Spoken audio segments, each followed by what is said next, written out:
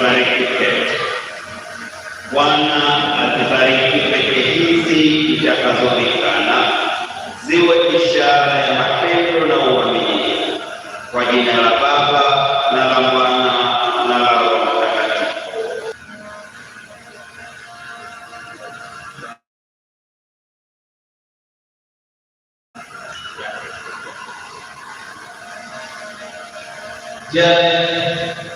Pokea pete hii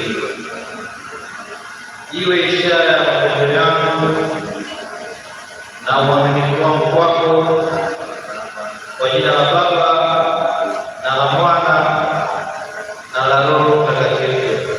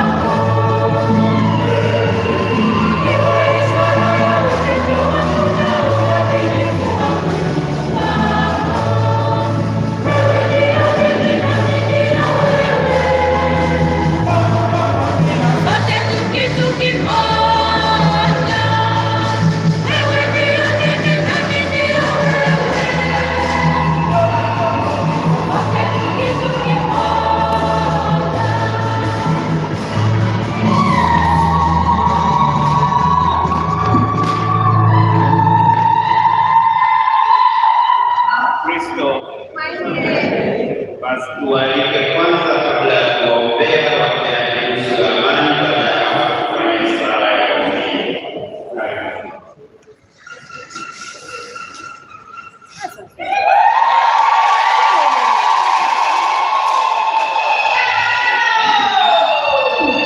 Jamani, au sikueleweka, tumesema mpeane, sio mpe tu na yeye akupe wewe.